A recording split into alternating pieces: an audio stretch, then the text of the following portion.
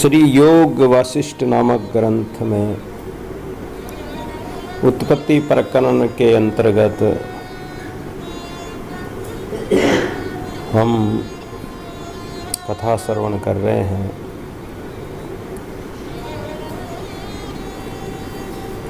वासना का उठना,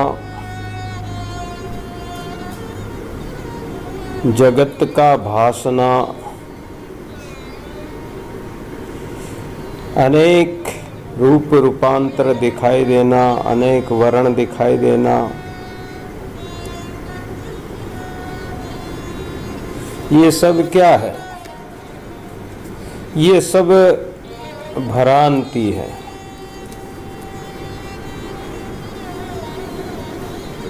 आत्मा में मन के कारण और चित्त के कारण वासना प्रकट होती है और उसी से ये जगत सत्य की भांति प्रतीत होता है। वास्तव में देखा जाए तो ये भ्रांति रूपी वासना है। इस भ्रांति रूपी वासना का त्याग करना है, क्योंकि ये अज्ञानियों के लिए या अज्ञानियों को ही भ्रांति होती है। ज्ञान होने पर ज्ञानी को जगत नहीं दिखाई देता है, उसको भ्रांति होगी नहीं। लेकिन अज्ञानी जो है वे संसार के नाम से ही संसार को अंगीकृत करते हैं, संसार को स्वीकार कर लेते हैं कि संसार ऐसा है, ऐसा है। हम जो देखते हैं, सुनते हैं, बोलते हैं, व्यवहार करते हैं, ये दिखाई देता है, इसी को हम संसार मानते हैं और इसी को अज्ञानी प्राणी स्वीकार कर लेते हैं। किंतु ज्ञानी व समदर्शी के लिए तो आत्म तत्व से भिन्न सब अवस्तु रूप ही जान पड़ता है। आत्मस्वरूप परमात्मा जो है उसके अलावा और कोई भी है ही नहीं कहीं भी। तो वो तो सर्वत्र आत्म तत्व वस्तु को ही देखते हैं, उस वस्तु स्वरूप वस्तुनिष्ठ जो परमात्मा है उसी को देखते हैं। और वास्तव में असत्य रूप भी है, कारण कि आत्म तत्व ही अपने रूप में स्थित है। जो आत्म तत्व परमात्मा है वो सब में रहते हुए भी, सब कुछ करते हुए भी सबसे अलग है, सबसे न्यारा है और अपने आप में स्थित है। वो अपने आधार से अपने में स्थित है, वो किसी दूसरे का आधार या सहारा आसरा नहीं लेता। जबकि जगत के पदार्थ हैं वो किसी न किसी एक दूसरे के सहारे से चलते हैं। कहते हैं कि कहीं ग्रह पृथ्वी के चक्कर लगा रहे हैं, कोई कहते हैं कि सूर्य के पृथ्वी चक्कर लगा रही है। एक दूसरे से गुरुत्वाकर्षण में बंधे हुए हैं। हम पृथ्वी पर हैं तो इस पृथ्वी के कक्ष में, पृथ्वी के गुरुत्वाकर्षण में हम बंधे हुए हैं।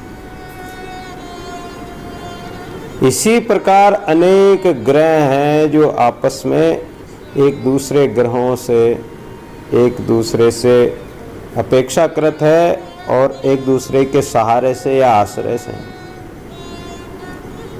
लेकिन परमात्मा ऐसा तत्व है कि वो किसी का सहारा नहीं लेता, उसको किसी के सहारे की आवश्यकता नहीं, वो सबको सहारा देता है। वो अनाथों के आसरा, निर्धनों आधार, निर्धन का धन राम है, दादू सृजनहार। वो परमात्मा अनाथों का आसरा है, वो सबका सहारा है, सबका आधार है।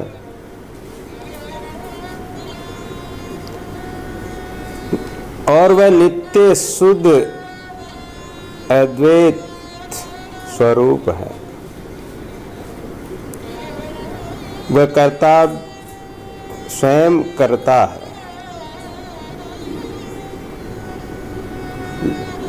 और उसी कर्ता को ग्रहण करना है। इस मिथ्या संसार के भेद को त्यागना है। इससे तुम अपने को कर्ता और भोक्ता न मानो। इस संसार के साथ लगकर या अपने आप को संसार मानकर तुम कर्ता बन जाते हो, भोक्ता भी बन जाते हो।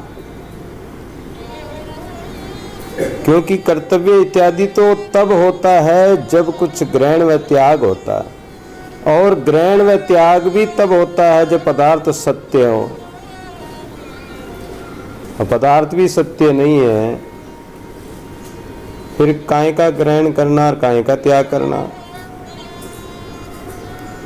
हर पदार्थों को सत्य मानोगे तो किसी पदार्थ को सत्य मानोगे तो उसको ग्रहण करोगे, असत्य मानोगे उसको छोड़ दोगे। पर ये सभी पदार्थ ही मिथ्या इंद्रजाल है, माया के समान है। माया का मतलब है कि जो है नहीं वो भी प्रतीत होती है, उसका नाम माया है, जबकि है ही नहीं कुछ। फिर ऐसे मिथ्या पदार्थों में विश्वास कर उसको ग्रहण व त्याग करना क्या है? क्यों उसमें व्यर्थ पचना है? हे राम, चित्त में चेतन वासना प्रकट होती है, चित्त में,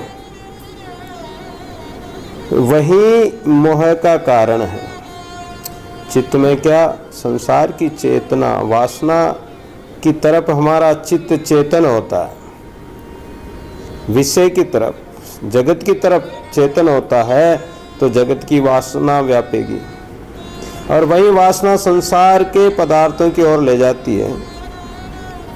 ये संसार देखने में तो बड़ा सुंदर मालूम पड़ता है, पर जैसे बांस बड़े विस्तार को पाता है, बहुत लंबा जाता है, लेकिन वो बांस क्या है?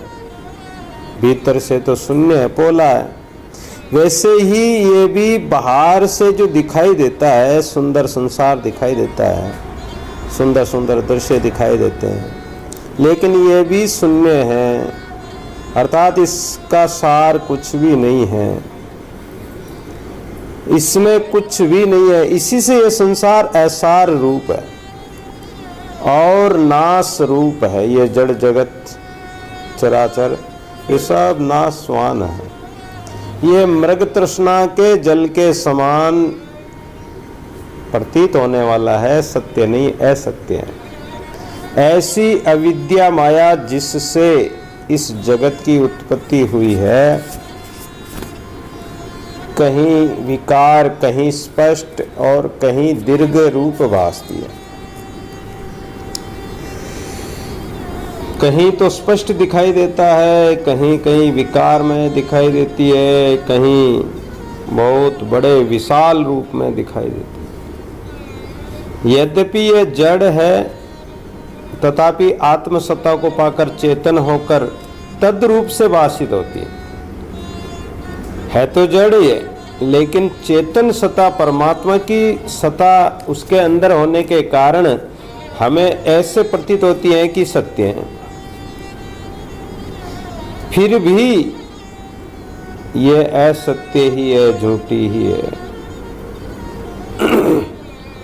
निमिष मात्र के भूलने से बहुत भ्रम दिखाती हुई प्रकाश रूप आत्मा में तम दिखाती है कि मैं आत्मा को नहीं जानता। कभी कभी क्या होता है कि बहुत भ्रम में पड़ जाते हैं, एक थोड़ी सी भूल कर बैठते हैं कि ये सत्य है, ऐसा थोड़ा सा मान लो तो अनेक प्रकार के प्रकाश भी दिखाई देते हैं। जैसे सूर्य का सा प्रकाश दिखाई दे, भोर का सा प्रकाश दिखाई दे, चंद्रमा का, तारों का, सूर्य का, बिजली का, मणि का, ये जो प्रकाश दिखाई देता है ये भी भ्रम है। जिस प्रकार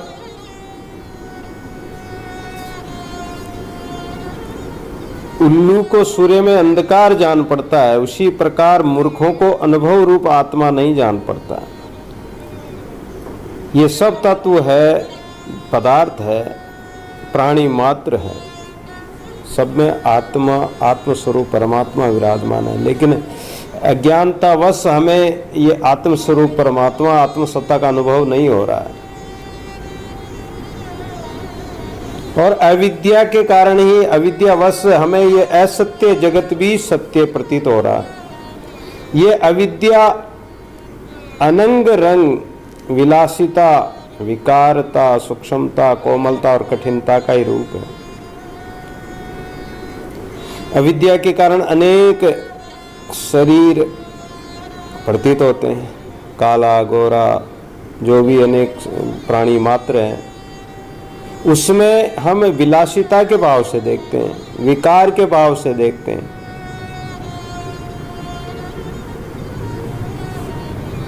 तो ये माया जो है कैसी है? ये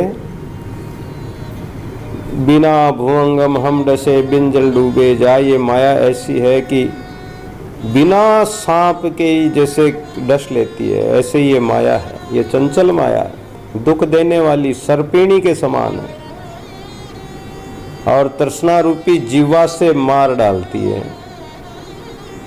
भोगों में प्रीति करना अविद्या को बढ़ाना है।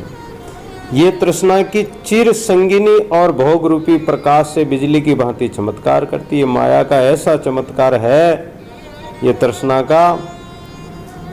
ये माया और तृष्णा दोनों सहेलियां हैं, और फिर उसमें भोग रूपी प्रकाश और बढ़ जाता है। तो जैसे बिजली चमकती है, उस प्रकार ये माया भी चमत्कार की तरह चमकती है, और उसके आकर्षण में जीव रूपी पतंगे फंस जाते हैं। लेकिन इसका आश्रय जो भी ग्रहण करता है उसका भला कदापि नहीं होता है, कारण कि ये माया क्षण भंगुर है। भोग पदार्थ बहुत यत्न करने से मिलते हैं, इससे जब ये मिल जाता है तब अनर्थ ही करता है। आप चाहे कितना ही प्रयत्न करके भोग पदार्थ इकट्ठे कर लो, आपने मेहनत तो की है, परिश्रम भी किया है, और आपको मिल भी गए, लेकिन मिलने के बाद में भी उसका फायदा क्या हुआ? कोई व्यक्ति हीरे के भरोसे कंकर इकट्ठे कर ले तो कंकरों की चाहे पोट की पोट बांध लो, घर के घर भर लो, कंकरों से क्या होने वाला है? तो उसी प्रकार ये क्षण भंगुर पदार्थ हैं, माया है। इसका उपयोग उपभोग करने से होगा क्या? अनर्थ ही करेंगे। पर जितना ही ये विस्मरण होता है उतना ही अधिक सुख भी मिलता है, और जितना इस जगत को, विषय वासना को भूलेंगे, भोगों को त्याग करेंगे, तो उतना ही सुखी होते जाएंगे। इसलिए सुख के हेतु इसका विस्मरण ही ठीक है, भूलना ही ठीक है। इसको जितना याद करेंगे, इसमें जितना चित्त लगाएंगे, उतना ही दुख होगा। जैसे किसी को बुरा सपना आता है, उसमें उसको भयंकर ऐसी ऐसी चीजें दिखाई देती जिससे वो सपने में रोने लग जाता है, डर जाता है, भयभीत हो जाता है, शरीर पसीने पसीने हो जाता है, कांपने लग जाता है। और अगर नींद खुलती है तो भी शरीर में पसीना नहीं टूटता है, ऐसी स्थिति हो जाती है। ऐसा भयंकर भयावना सपना देखकर डर जाते हैं, और उस सपने को दिन में भी कभी याद कर लो कि ऐसा ऐसा सपना आया, तो भी कंपायमान हो जाते हैं। उसी प्रकार ये माया है। वैसे ही अविद्या जगत का केवल स्मरण करने मात्र से ही कष्ट ही होगा। क्षण मात्र में ये अविद्या त्रिलोक की रचना कर लेती है। ये जो माया है क्षण मात्र में 3 लोक रच लेती है, इसको देर ही नहीं लगती, और क्षण में ही नष्ट भी कर देती है। रोगी पुरुष और स्त्री वियोगी पुरुष के लिए एक रात्रि कटना कल्प के समान होता है। कहते हैं कि 10 व्यक्तियों को निद्रा नहीं आती। जो कोई रोगी, ऋणी, ऋषिक जा चाकरी, सो क्यों सोवे निसिम। कहते हैं कि जैसे कोई नौकरी करने वाला है, उसको भी नींद नहीं आती, रात्रि में चौकीदारी करता है तो नहीं आती है। साधु संत भी भगवान का भजन करते हैं तो उनको भी नींद नहीं आती। परमात्मा भी नहीं सोता है कि मेरे भक्तों को कोई कष्ट न हो जाए। और रोगी जिसके रोग हैं वो भी रोग के कारण सो नहीं सकता है। स्त्री आदि भी नहीं सो सकती है, और वियोगी पुरुष विरह वियोग में वो भी नहीं सो सकता। व्याधि विरही वेर वधु सो क्यों सोवे निश्चिंत, ऋणी ऋषिक जा चाकरी वो क्यों सोएंगे, वो सो ही नहीं सकते। उनके लिए एक एक क्षण एक एक पल जुग भया कठिन दिवस क्यों जाय, दादू दुखिया राम बिन काल रूप सब खाए। जो विरही है, विरही पुरुष परमात्मा के विरह वियोग में रात दिन जागते रहते हैं। वियोग से परमात्मा का पल पल परमात्मा को याद करते रहते हैं, उनको निद्रा नहीं आती है। उनका एक एक क्षण बीतना कल्प के समान होता है। पर वही रात्रि जो सुखी प्राणी है उनके लिए वो आराम से सोते हैं। दुखिया दास कबीरे जागे अरु रोवे। दास कबीर जी महाराज कहते हैं कि जो दुखिया है परमात्मा के विरह में वो तो रात दिन जागते हैं, लेकिन सुखिया तो खावे और सोवे। संसार के प्राणी तो खाते और सोते हैं, उनके लिए तो एक क्षण में रात्रि बीत जाती है। ऐसा कोई भी पदार्थ नहीं जो अविद्या से विषय न हो। संसार का जितना जाल है सब अविद्या के द्वारा ही प्रतीत होता है, अविद्या से ही बना हुआ है। ये अविद्या जिन पदार्थों को दिखलाती है सब असत्य रूप है। जिस प्रकार बड़े आडंबर वाली मृग तृष्णा की नदी असत्य है। बहुत बड़ी नदी झील दिखाई देती है, सांबर में देखो गर्मी के समय में पानी नहीं होता वहाँ, लेकिन ऐसा दिखाई देता है कि जल भरा हुआ। उसी प्रकार वह आडंबरी जगत भी असत्य रूप है। जैसे हिरण उस मृग तृष्णा के जल के दौड़ दौड़ कर मर जाते हैं पर उनको पानी नहीं मिलता, उसी प्रकार अज्ञानी प्राणी जगत के पदार्थों को देख कर प्राप्त करने के लिए दौड़ते रहते हैं, कष्ट पाते रहते हैं, लेकिन उनको कुछ नहीं मिलता है। अंत में पछताना पड़ता है। ज्ञानी तृष्णा के पीछे नहीं दौड़ते, वे शांति के साथ आनंद में निमग्न रहते हैं। लेकिन अज्ञानी जगत में कोई सार वस्तु ऐसी नहीं जो शांति रूपी हो। ये जड़ रूपी अविद्या पिंडाकार और चेतन से अभिन्न किंतु भिन्न की नाई ही स्थित है, अलग अलग है। द्वैत भाव है, जहाँ द्वैतता है वहाँ अलग अलग दिखाई देते हैं। जहाँ अद्वैत भाव आ गया तो ये परमात्मा से अलग नहीं है, पर अज्ञानी के लिए तो अलग है। जिस प्रकार मकड़ी अपना तंतु फैलाकर और उसका जाड़ा बना लेती है और अपने आप को बंद कर लेती है तो वो उसी में मर जाती है, और उस तंतु भी उसी के शरीर से निकले हुए हैं। अब शरीर से भी निकले हुए हैं, उसी का रूप है, लेकिन वो अलग प्रतीत होती है।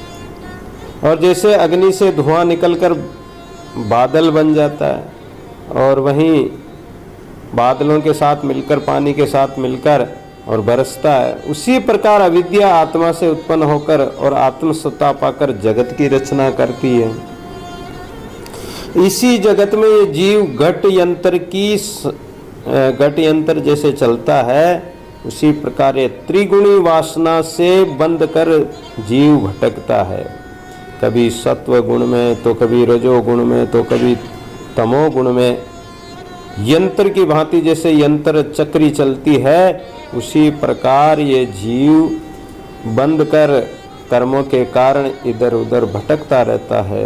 उसमें सुखी दुखी हर शोक के द्वंद्व में फंसा रहता है।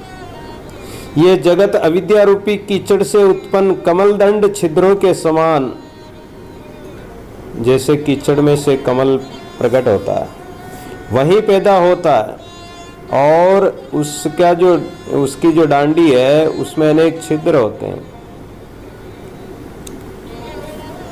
इसमें सार वस्तु कोई भी नहीं है। ये अविद्या विषयों की तृष्णा से बढ़ती है। अविद्या कब बढ़ती है? अविद्या कहते हैं कि जिसमें ज्ञान नहीं हो, ज्ञान रहित ही अविद्या है, जिसमें अपने आत्म स्वरूप का ज्ञान नहीं हो। विद्या वही है जो आत्मा का ज्ञान है, उसे ही विद्या कहते हैं। और आत्मा का ज्ञान ही नहीं तो वह अविद्या है। और संसार की विद्या तो सबके पास है। तो ये अविद्या कब बढ़ती है? कि जब विषयों की तरफ, संसार के पदार्थों की तरफ हमारा मोह बढ़ता है, तृष्णा बढ़ती है। और यदि इससे रहित हो जाओ तो अपने आप ही ये शांत हो जाती है। तृष्णा ही इसको तेल रूप होकर दीप शिखा की नाई प्रकाशमान करती है। तृष्णा के कारण ही, जैसे दीपक में बत्ती लगा दी, दीपक भी बना दिया, बत्ती भी लगा दी, लेकिन उसमें तेल नहीं भरोगे तो दीपक जल नहीं सकता है।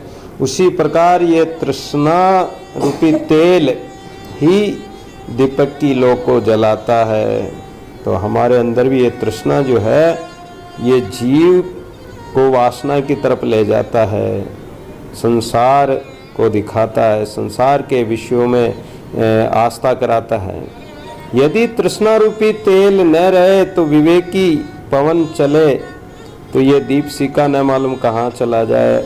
और जब विषय वासना की हवा चलेगी तो ये तृष्णा रूपी वासना में चित्त चला जाएगा। और यदि विवेकी पवन, ज्ञान की हवा चले, उपदेश, सत्संग, ज्ञान श्रवण करेंगे, तो जब ज्ञान की हवा चलेगी, सत्संग की हवा चलेगी, तो ये अविद्या न जाने कहाँ चली जाएगी, कोई पता नहीं। ये अविद्या कोहरे की भांति ढके हुए हैं। जैसे कोहरा छा जाता सर्दियों में, उसी प्रकार ये अविद्या अपने ज्ञान को ढक देती है, आवरण बना देती है। पर इसको पकड़ा जाए तो कुछ हाथ न लगे। जैसे कोहरा होता है, उस कोहरे को कोई पकड़ ले, ऐसा तो हो ही नहीं सकता। कोहरे को क्या पकड़ेंगे उसका? वो तो हवा की तरह है, थोड़ी सी हवा लगे उड़ जाएगा, इधर उधर बिखर जाएगा, उसका क्या है? उसी प्रकार ये विद्या भी है।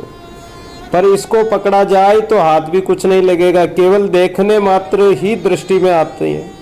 विचार करने से तो नाम मात्र कोई नहीं रहती है। अगर विचार कर लिया जाए तो ये माया विद्या एक नाम मात्र भी नहीं मिलेगी। जिस प्रकार स्वप्न सृष्टि व मृग तृष्णा का जल और रस्सी में सर्प का तथा आकाश में दूसरा चंद्रमा भ्रम से ही भाषित होता है, उसी प्रकार ये अविद्या रूपी जगत अज्ञानी को सत्य जान पड़ता है। पर ये दीर्घ काल का सपना है। सपना आ रहा है, जैसे सपने में हम देखते हैं वैसे ही यहाँ जागृत अवस्था में भी हमें सपना आ रहा है। इसको सत्यता केवल मूर्खों के चित्त में ही रहती है। मूर्ख प्राणी इसको सत्य मानते हैं और भोगों को तृष्णा दुख दिया करती है। और जो भोगी हैं, हर प्रकार के विषयों का इंद्रियों के द्वारा जो भोग पदार्थ हैं, उनको अज्ञानी प्राणी अमृत के समान सुखदायी जान पड़ते हैं उनको। लेकिन उसका परिणाम क्या? पहली प्राणी विचार कर पीछे पग दीजिए, आदि अंत गुण देकर दादू कुछ कीजिए। तो पहले इसका विचार तो करो, परिणाम तो देखो, इसका फल क्या मिलने वाला है। जो भोग आज जो कोमल भोग लग रहे हैं वो अंत में दुखदायी होंगे, वो कठोर हो जाएंगे। आज जो कठोर साधना करनी है, भजन करना है, कष्ट देखना है, जो दुख रूप प्रतीत होते हैं, लेकिन वो फिर कोमल हो जाएंगे, सुख रूप हो जाएंगे। तो ये जो अमृत के समान जो भोग दिखाई दे रहे हैं, ये आगे परिणाम में विष तुल्य हो जाएंगे, जहर के समान हो जाएंगे। इसी को ज्ञानी सुंदर जानते हैं। जिस प्रकार मूर्ख पतंगे दीपक की लौ को देख कर पता उनको है कि वो जला देगी, लेकिन फिर भी उस दीपक की लौ को स्पर्श करने के लिए उस दीपक की लौ में कूद पड़ते हैं, तो क्या होता है, वो जला देती है, भस्म कर देती है, उसका नाश कर देती है। इसी प्रकार भोगों को स्पर्श करने वाले जीव भी नष्ट हो जाते हैं। आकाश की लालिमा के समान ही अविद्या से जगत जान पड़ता है। प्रातःकाल जो लालिमा छाई रहती, सूर्य उदय होता उस समय, भोर के समय में,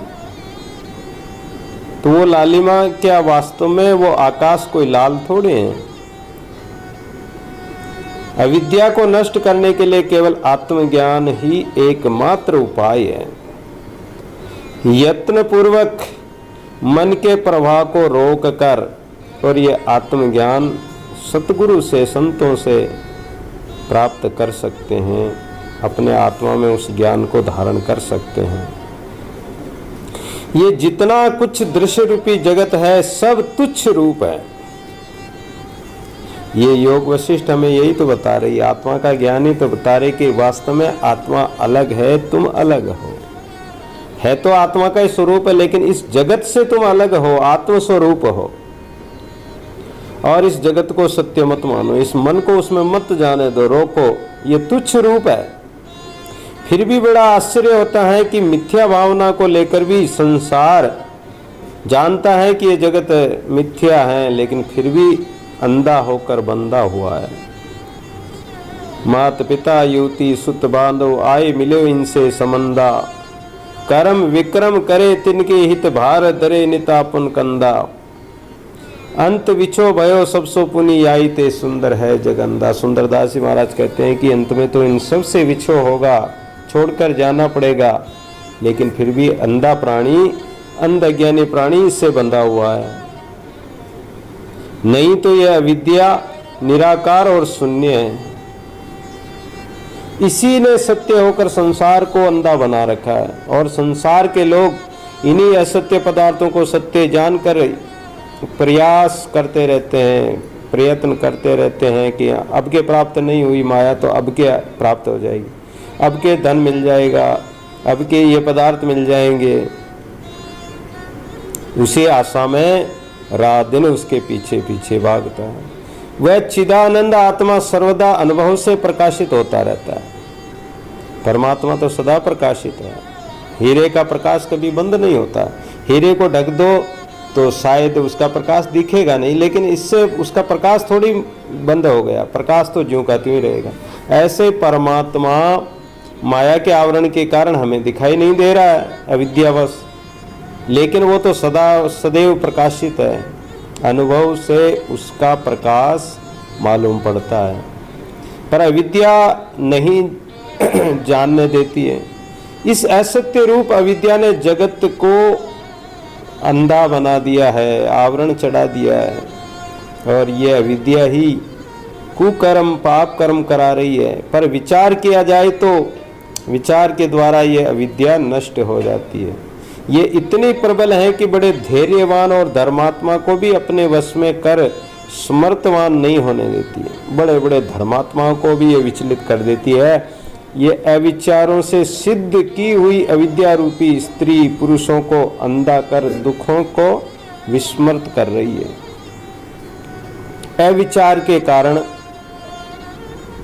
ही ये अविद्या प्रकट होती है। स्त्री पुरुषों के प्रति और पुरुष स्त्रियों के प्रति आकर्षित रहता है।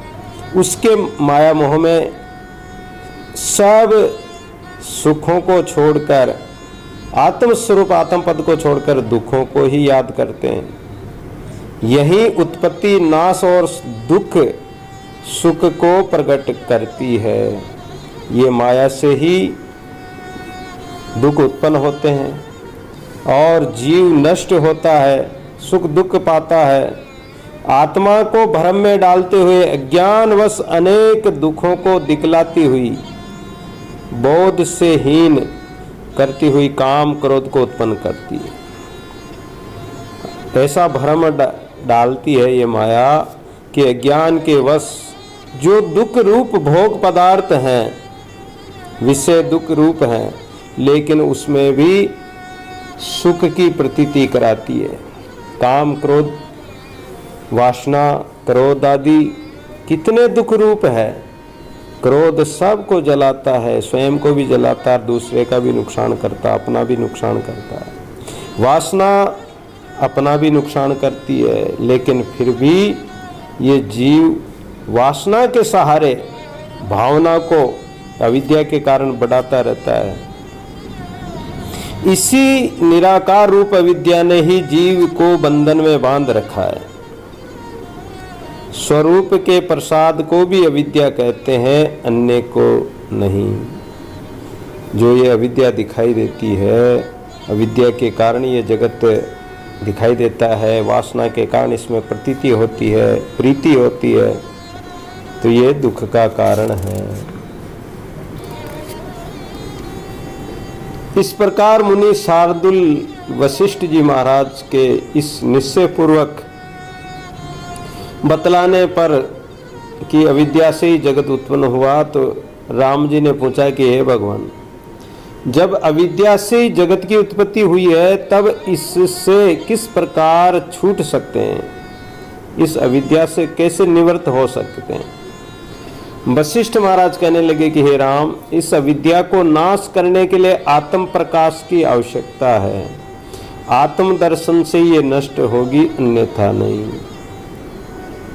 आत्मा में ज्ञान का प्रकाश हो, और ये ज्ञान का प्रकाश से ही अपने स्वरूप का दर्शन होगा। और जब अपने स्वरूप का दर्शन हो जाए कि मैं तो अविद्या हूँ, न मैं कोई माया हूँ, न मैं संसार हूँ, न कोई संबंधी हूँ, तो अपने आप ही ये नष्ट हो जाएगी। जब आत्मा के दर्शन की इच्छा होती है, तब वही इच्छा मोह को नाश करती है। हम आत्म कल्याण की इच्छा करेंगे और आत्मज्ञान को धारण करेंगे, तो आत्म पद की प्राप्ति होगी। और जब आत्म पद की इच्छा ही नहीं है, माया की सुंदरता में मोहित हो रहे हैं, तो अविद्या के कारण नाश हो जाएगा। दृश्य पदार्थों की इच्छा उत्पन्न होगी तो अविद्या में फंस जाओगे, और उस इच्छा का नाश ही विद्या है। विद्या ही मोक्ष कहलाती है। तो अविद्या नाश करने के लिए सरल युक्ति है कि कोई इच्छा ही न हो, चित्त की वृत्ति चिन्ह मात्र में स्थित हो कि एक परमात्मा के अलावा और कहीं नहीं जाए। इस भांति इस वासना का नाश किया जा सकता है, और तब ही आत्मा में अपने स्वरूप का प्रकाश होगा। इससे विवेक को उत्पन्न कर विद्या को नाश करना चाहिए। विवेक क्या है? ज्ञान को कहते हैं। और ज्ञान क्या है कि ये अनात्म पदार्थ है, जड़ पदार्थ है, इनको त्याग कर एक सत्य स्वरूप को अपनाना है। ये मनुष्य संसार की दृढ़ वासनाओं में बंधा हुआ है और मूर्ख बालक के समान परछाई को देखकर ही डर जाता है कि इस परछाई में तो, इस घड़े में तो बेताल हैं। राम जी ने पूछा कि हे भगवान, वह आत्मा कैसा है जिससे अविद्या नाश होती है? वशिष्ठ जी कहने लगे कि हे राम, जो शब्द वह परमात्मा, वह आत्मा कैसा? अशब्द रूप है, चेतन, सदैव चेतन रहता है। सर्वत्र हर वस्तु, व्यक्ति, पदार्थ में वो परमात्मा समाया हुआ चेतन सत्ता से ही सब चेतन है। सर्वगत, सर्वत्र उसी की गति से सब गतिमान है। संभाव, और सब में संभाव से स्थित है। ऐसा नहीं है कि चींटी में वो छोटा बना हुआ है या हाथी में बड़ा बना हुआ, वो तो आत्म स्वरूप से सब में एक समान ही है। जैसे माला के मणियों में धागा एक ही रूप होता है, उसी प्रकार वो माला के मणियों में धागे की तरह पिरोया हुआ है। अनुभव से ही उस चेतन तत्व आत्म स्वरूप परमात्मा को जान सकते हैं। इस जगत में ब्रह्म से तृण पर्यंत जो कुछ दिखाई देता है वह सब आत्मा रूप ही है। अविद्या कोई भी अलग से है ही नहीं, और आत्म तत्व से भिन्न भी कुछ नहीं है। समस्त शरीर धारियों में वही अविनाशी जिसका कभी विनाश नहीं होता है, वो परम पुरुष परमात्मा स्थित है। निज कल्पना से अन्य के समान तो दिखाई देता है, किंतु वह आत्म तत्व के परे अन्य कुछ भी नहीं है। न कोई जन्म लेता है, न कोई मरता है, कारण कि आत्म तत्व समान भाव से नित्य प्रकाश स्वरूप चेतना से रहित अपने आप में स्वतः स्थित है। परमात्मा का कोई जन्म नहीं होता। ये जामे मरे सो जीव रमता राम न हो, जन्मने मरने वाला तो जीव है। आत्मा का न तो जन्म होता है, न आत्मा का मरण होता है, न आत्मा को कोई जला सकता है, न कोई सुखा सकता है, न कोई गीला कर सकता है, न कोई काट सकता है। अस्त्र शस्त्र भी उसको नहीं काट सकते। वो नित्य स्वरूप है, स्वतः स्थित है। वही नित्य शुद्ध निर्विकार अद्वैत और चिन्ह मात्र सता ही आत्मा है। उसी सर्वशक्तिमान आत्मा में कल्पनावश जब शक्ति का उदय होता है, तब उसी का नाम मन होता है। आत्मा में हमारा मन कहाँ प्रकट होता है? मन कहाँ रहता है? आत्मा से ही उत्पन्न होता है। आत्मा में जब शक्ति का उदय होता है, कल्पना की शक्ति उदय होती है, तो जो कल्पना होती वो ही मन होता है। वह मन भी कैसा है? जैसे समुद्र की लहरें। पानी, समुद्र की लहरें समुद्र से अलग नहीं है, पानी की लहरें पानी से अलग नहीं है। वैसे ही मन भी आत्मा से अलग नहीं है। वहीं अपनी चेतनावश तन होता है।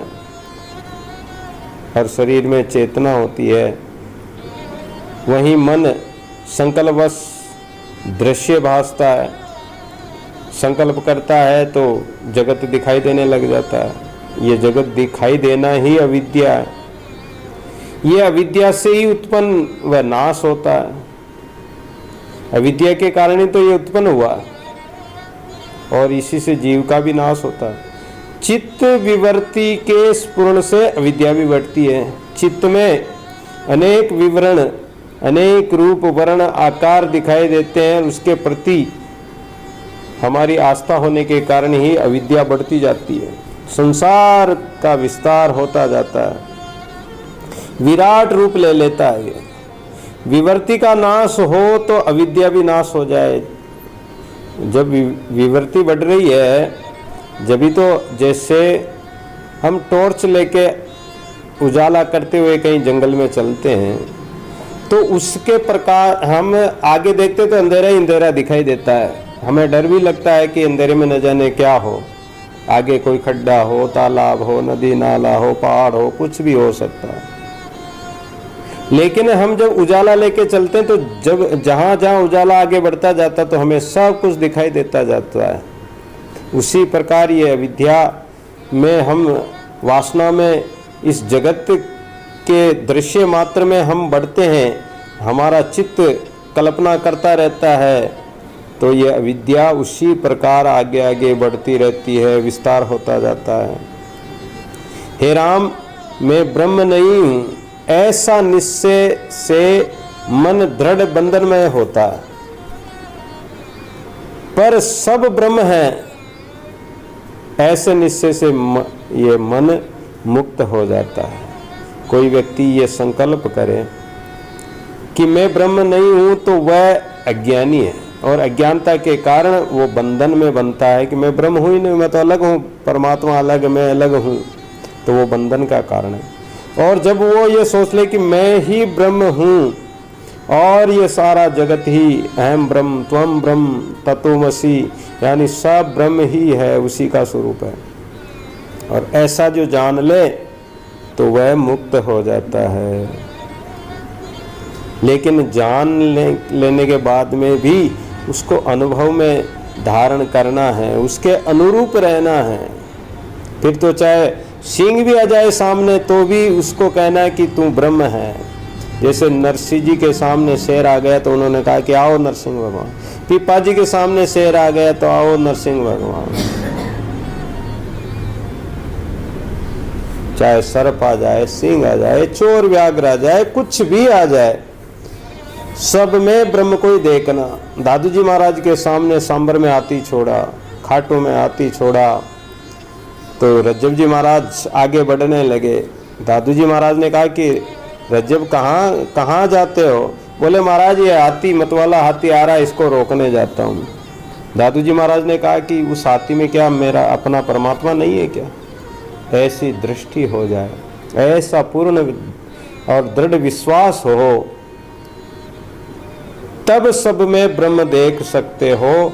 और सब में ब्रह्म देखो तो फिर वैसा ही निश्चय भी कर लो, दृढ़ निश्चय कर लो, तो मुक्त ही है। फिर उनको कोई सिंह व्याघ्र चोर आदि का डर भय भ्रम भ्रांति कुछ भी नहीं रहेगी। आशय की दृश्यों का संकल्प करना ही बंधन है। इन सब का तात्पर्य क्या है कि दृश्यों का हम जो संकल्प करते हैं, चिंतन करते हैं, वही बंधन है। और जो संकल्प से रहित हो गए, निसंकल्प हो गए, वही मोक्ष है। अविद्या के बंधन में यही यथार्थ निर्णय है। आगे तुम्हारी जैसी इच्छा हो करो। वशिष्ठ जी राम जी को कह रहे हैं, अब जो इच्छा हो जो करो, मैंने तो तुम्हें बता दिया। मेरे विचार से तो अविद्या भावना मात्र ही है। जन्म मरण अस्थि मांस वाला और दुखी तथा तृषित होने का भाव ही बंधन का कारण है। कोई सोचे कि मैं तो जन्मता हूँ, मरता हूँ, मर जाऊंगा, ये हो जाएगा, वो हो जाएगा, मेरे में शरीर कमज़ोर हो गया मेरा शरीर, या मेरा शरीर सुंदर है, कभी दुखी होता, कभी भूख प्यास सताती है, और इसी भाव में जो बंधा रहता है तो वो बंधन में ज्ञानता में पड़ा हुआ है। ऐसा प्राणी कभी मुक्त नहीं हो सकता है। और जो ऐसा नहीं जाने वह प्राणी तो मुक्त ही है। अज्ञानी ही आत्मा में अविद्या की कल्पना करता है, अन्यथा अविद्या है ही नहीं। इतना सुनकर राम जी ने पूछा कि हे भगवान, सुमेरु पर्वत की छाया और आकाश में नीलता का होना सत्य या नहीं? सुमेरु पर्वत की जो छाया दिखाई देती है और आकाश में नीलापन दिखाई देता है, क्या यह सत्य है या नहीं है? वशिष्ठ महाराज ने कहा कि नहीं, आकाश में छाया कहाँ है बताओ? आकाश तो पोल मात्र है, अवकाश देने वाला खाली स्थान है, उसमें तो कुछ भी नहीं है। आकाश का गुण है शून्य, और शून्यता ऐसी दृढ़ है कि उसमें नीलता दिखाई देती है, परछाई पड़ती है, जैसे जल की परछाई पड़ती तो नीलिमा दिखाई देती है। जल में आकाश की परछाई पड़ती तो भी जल नीला दिखाई देता है। मंद दृष्टि वाले नीलता देखते हैं, दिव्य दृष्टि वाले नहीं देखते हैं। जिनकी दृष्टि में ज्ञान है वो माया को, उस नीलिमा को देखेंगे, और जो ज्ञानी है वो नहीं देखेंगे, उनको तो केवल पोल मात्र दिखाई देता है। जिस प्रकार मंद दृष्टि वालों को जान पड़ती है, उसी प्रकार अज्ञानियों को अविद्या सत्य जान पड़ती है। मंद दृष्टि वालों की जहाँ तक दृष्टि पहुँचती वहाँ तक तो उन्हें आकाश स्वच्छ और निर्मल दिखाई पड़ता है, पर जहाँ उनकी दृष्टि कुंठित हो जाती है, दृष्टि पहुँच नहीं पाती है, दृष्टि वहाँ तक नहीं जा पाती है, तो उसको क्या प्रतीत होता है कि आगे नीला आकाश दिखाई दे रहा, वो भी आगे कुछ नहीं दिखाई दे रहा, जैसे आगे तो बंद हो गया हो। जैसे श्रावण के अंधे व्यक्ति को हरा ही हरा दिखाई देता है, क्योंकि श्रावण के महीने में अंधा हुआ तो उसकी दृष्टि में वो हरा ही हरा दिखाई देता है। उसी भांति आत्मदृष्टि के क्षय होने वाले को दुख रूपी अविद्यामय सृष्टि दिखाई देती है। चेतन के अतिरिक्त जो भी स्मरण किया जाए वह अविद्या है। चेतन परमात्मा को छोड़कर जो भी चिंतन करोगे वो माया है, अविद्या है, अज्ञानता है। आकाश फूल के समान ये अविद्या मूर्खों को सत्य प्रतीत होती है। आकाश में कोई फूल थोड़ी होता, लेकिन मूर्ख लोग तो आकाश के फूल, जैसे आकाश में फूल लग रहे हैं तो उसको भी सत्य मान लेंगे, पर है ही नहीं, पर इसकी कोई वास्तविकता नहीं। ये भावना रूपी अविद्या महा दुख का कारण है, और जब ये भावना आत्मा की ओर खींचे तब अविद्या का लोप हो जाता है। भावना का अर्थ है बारंबार चिंतन करना, अभ्यास करते रहना। हमारी भावना उस बारंबार परमपिता परमात्मा के चिंतन में लगी रहे। जब आत्मा का ही चिंतन करेगी तो अविद्या नाश हो जाएगी। ये मन राजा है, मन राजा 25 प्रकृति 3 गुण अभिमान, जो ये 25 प्रकृति इत्यादि क्या है? अभिमान है। मन राजा है, इंद्रियां उसके टहलवे हैं। यदि वास्तविक विषयों की भावना त्याग कर आत्मचिंतन करो तो निश्चय आत्मपद की प्राप्ति होगी। और यदि जैसे जिन महापुरुषों ने ऐसा किया वे मोक्ष को प्राप्त हो गए। जिसका कोई आदि नहीं उसका अंत भी नहीं। इसमें आदि अंत कुछ नहीं है, सब ब्रह्म की ही सत्ता है। परमात्मा का कोई आदि अंत नहीं, वो आदि अंत से रहित है। लेकिन ये जगत में चित्त की भावना के कारण, अविद्या के कारण भिन्न जान पड़ता है। बाकी तो अपना स्वरूप क्या है? ब्रह्ममय है, ब्रह्म तत्वमय है, और जो आदि अंत से रहित है। फिर किस बात का शोक करना, दुखी होना, चिंतन करना? ये इन सब को त्याग करके चित्त से हटाकर आत्मपद का ही अभ्यास करना। दृढ़ अभ्यास से दृश्य नष्ट हो जाते हैं, भस्म हो जाते हैं। क्योंकि सांसारिक वासनाओं का उदय होना ही जरा मरण, जन्म और मरण का कारण है। मोह पैदा करते हैं। पुत्र, बंधु, बांधव, धन, अपने पराये की भावना रूपी फांसी में जीव अविद्या रूपी मोह माया में फांसी में फंस जाता है। जबकि जिस शरीर से यह सब उदय होता है वह मिथ्या और शून्य रूप है। अविद्या रूपी वासना में पड़कर वायु गोले के समान तृष्णावत ये शरीर उड़ता है। वायु का गोला जैसे धुआं उड़ता है या वायु का गोला उड़ता है, वो क्या करता है? थोड़ी देर हवा में उड़ेगा और बिखर जाएगा। तो उसी में अहंकार कर लेते हैं ये जगत के प्राणी। अज्ञानी उसी को सत्य देखता है कि मैं हूँ, ये तेरा है, तू है, ये द्वैत भाव प्रतीत होता है। लेकिन ज्ञानी तो सर्वत्र अद्वैत भाव से एक सत्य स्वरूप, एक सत्य राम को ही देखते हैं। सम्यक दृष्टि के लिए जो सम्यक यानी सब में एक भाव से देखने वाले सम्यक दर्शी हैं, वो जगत का उन्हें कोई भ्रम नहीं होता। अतः आत्मा का चिंतन करो। और जेवड़ी में जो सांप दिखाई देता है वो सांप है नहीं। उसी प्रकार ये अज्ञानी प्राणी संसार सत्य नहीं होते हुए भी भ्रम से इसको सत्य मान लेते हैं। लेकिन वो उजाला होने पर, ज्ञान का प्रकाश होने पर ये सब असत्य प्रतीत हो जाता है। ये शरीर भी क्या है? शरीर में जो प्रीति करते हैं ये क्या है? अस्थि मांस की थैली है। अस्थि यानी हड्डियां हैं, मांस है, खून है, और क्या है इसमें? ये जड़ है। लेकिन इसी का अभिमान करना महादुख का कारण है और यही जीव को नाश करता है अज्ञानी। पर आत्मा का कभी नाश नहीं होता है। तो ये शरीर संसार तो नष्ट होता रहता है, बनता रहता है, बनते बिगड़ते रहते हैं। इसमें भूल कर भी इस अविद्या को सत्य न मानकर और इस असत्य का परित्याग करके और मन के प्रमाद से ही आत्मा में दुख का अनुभव होता है।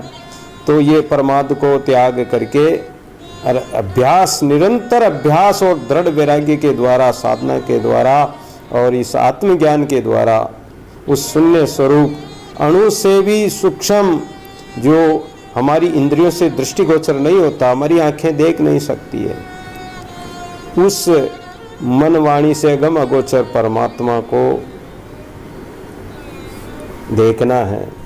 उसी का स्वरूप हमारा है, उसी का अनुभव करना है। और जिसने उसका अनुभव कर लिया है उसको फिर शास्त्र उपदेश की, सत्संग की, पूजा पाठ की या फिर कोई मंदिर मस्जिद जाने की फिर उसको कोई आवश्यकता नहीं। क्योंकि वो ब्रह्म रूप हो चुका है, वो परमात्मा का स्वरूप हो जाता है। फिर उसको कहीं जाने, वो अपने स्वरूप में ही लीन रहता है। किसी ने कहा कि अरे मियाँ जी आप नमाज नहीं गुजारते हो। बोले कि हम तो मस्जिद में ही पड़े रहते हैं। जब मस्जिद में ही पड़े रहते तो नमाज की क्या आवश्यकता। कोई मंदिर में ही पड़ा रहता है तो उसको फिर मंदिर की और कहीं जाने की क्या आवश्यकता। वो परमात्मा में ही मिल चुका है, परमात्मा रूपी हो गया है, तो उसको फिर बाह्य पूजा पाठ की आवश्यकता नहीं रहेगी। लेकिन कई लोग क्या करते हैं कि उस आत्म स्वरूप को जानते तो है नहीं, जाना नहीं, और पूजा पाठ छोड़ देते हैं, स्वाध्याय छोड़ देते हैं, भजन सुमरण छोड़ देते हैं, माला जप इत्यादि छोड़ देते हैं, तो वो कल्याण को प्राप्त नहीं होते। कारण कि उन्होंने अपने आत्म स्वरूप को पहचाना नहीं। और जो पहचान लेता, जो अपने आत्म स्वरूप को जान लिया, बोध हो गया, वो छोड़ता नहीं है, उसका तो अपने आप ही छूट जाता है, छोड़ने की आवश्यकता ही नहीं है। जैसे मकान बनाते हैं तो कितनी बड़ियाँ वगैरह खड़ी करते हैं, और जब वो मकान अपने आप में खड़ा हो जाता तो वो चाड़े बड़ियों को सबको हटा देते हैं, वो अपने आप में खड़ा हो गया, पक गया, मजबूत हो गया, दृढ़ हो गया, अब उसका गिरने का डर नहीं रहता है। उसी प्रकार हमारा जो तन मन में दृढ़ता आ जाए और दृढ़तापूर्वक उस आत्मस्वरूप परमात्मा को जो धारण कर ले और उस स्वरूप का जो आत्मबोध, आत्म पद को प्राप्त कर लिया, तो उसको फिर कहीं भटकने की भी आवश्यकता नहीं, और वो दृढ़तापूर्वक एक जगह, एक दशा, एक अवस्था में स्थिर रहेगा, वो आत्म पद में ही स्थित रहेगा, उससे अलग वो है ही नहीं, होगा भी नहीं, जाएगा भी नहीं। यही सबसे सच्चा और उत्तम ज्ञान है, और ये अंदर ही अनुभव किया जाता है। बाह्य दिखावे से या पाखंड से, प्रपंच से परमात्मा मिलने वाला नहीं है। सत्य स्वरूप को अपनाने से ही मिलेगा। और सच्चे शब्द बिना कटे न तन की पीर, दादू साचे शब्द बिना। तो ऐसे शास्त्र के, गुरुजनों के सच्चे शब्दों के बिना हमारी ये जो माया अविद्या है ये कटेगी नहीं।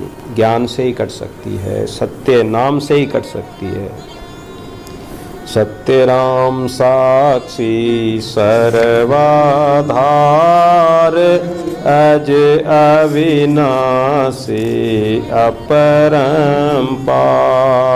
सत्य राम साक्षी सर्वाधार, अज अविनाशी अपरंपार। अज अविनाशी।